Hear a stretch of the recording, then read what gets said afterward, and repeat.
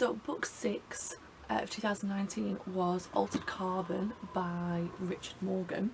I didn't enjoy this one. I'd seen it in Waterstones quite a long time ago, and it was science fiction in that area, so I was like, yeah, I quite like science fiction, especially when it's about kind of consciousness and about like in the future with like advanced technology and things. Not too hot on the space side of it, but if it's like sciencey, I kind of really like that. I'm really interested in that, so it grabbed my attention straight away. Like the cover's quite attractive in that sense, because it's like, you know, on the back of it is talking about kind of like human consciousness can now be stored in the brain and downloaded into a new body or a sleeve.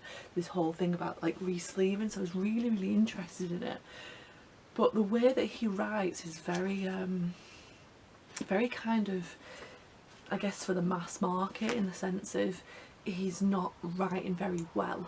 It sounds horrible, doesn't it? I don't want to kind of like put him down or anything. Like it's amazing that he's come up with such an inventive kind of concept of the whole kind of, they believe that everyone's consciousness is in the back of their neck, which is called a stack. So like obviously in your vertebrae, so there's a stack there that could be cut out and destroyed, so you can destroy somebody. But ultimately, you know, that stack has got you in it, you've uploaded your consciousness into it. So, you know, if your body's gone and died, it didn't actually go into the details of how you become a stack in the first place. I would assume that you would be born and then you would upload your consciousness and then have it, but everyone seems to have one, so it doesn't really make sense really. It's like everyone has a sleeve, like not they don't have a body, so I don't really, it didn't really explain that, so that was a little bit confusing. But I guess the whole plot itself as well was quite loose. It was kind of like, I don't know, it just didn't grab my attention and be like, yeah, I want to find out kind of like what's happening and stuff. I mean, I did a little bit, like what I did was I watched a little bit of the Netflix TV series to kind of make me watch it, sorry, make me read it more, because I didn't want to get too ahead in the show. And obviously watching it on the show you can see it all, and it is really kind of like, wow, he's invented and thought of all that stuff. He's probably got a lot of it from other sci-fi influences anyway, but it is really good what he's come up with. But the way it's written is quite weak. It's kind of very two-dimensional, and kind of the way that the main character is just very, I mean, if you've watched the film Sin City, you'll know what I mean. It's very like wooden. And if you actually watch the Altered Carbon TV series, the actor's very wooden.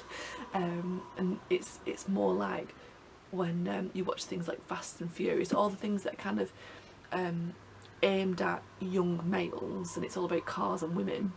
It's kind of like that. It's got a lot of sex in it and a lot of kind of swearing and stuff in it. It's kind of like very postmodern in that sense, so it didn't really appeal to me that much.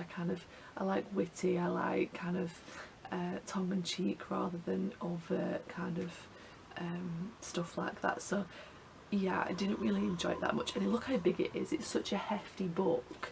It's like no, that was an over-exaggeration. It's 470 pages long, and it's like, I didn't enjoy reading it. I was reading it to get it over and done with, because I can't not read a full book. I have to finish it.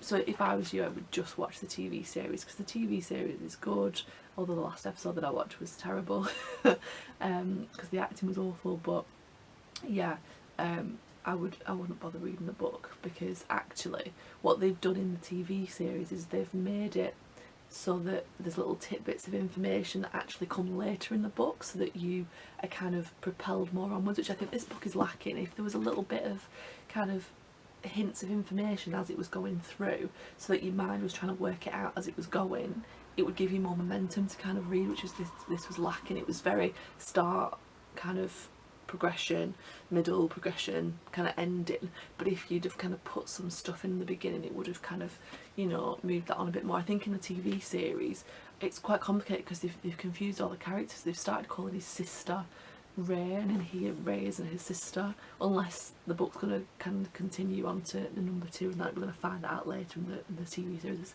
It's kind of ruined that, I don't know. But I'm trying to think what they put in the TV series that made me realise something later on. I can't remember off the top of my head now, but there was stuff in the TV series that made more sense than what was going on in the book. But then the TV series has completely changed changed all the characters around and stuff, and actually at sometimes it was better like talked about in the book. So yeah, I wouldn't bother, to be honest, unless you're like an avid science fiction fan and you're not that bothered about like the quality of the writing. You know, if you just want to kind of be entertained for a bit of light fiction, then you know, why not, but wasn't for me, unfortunately.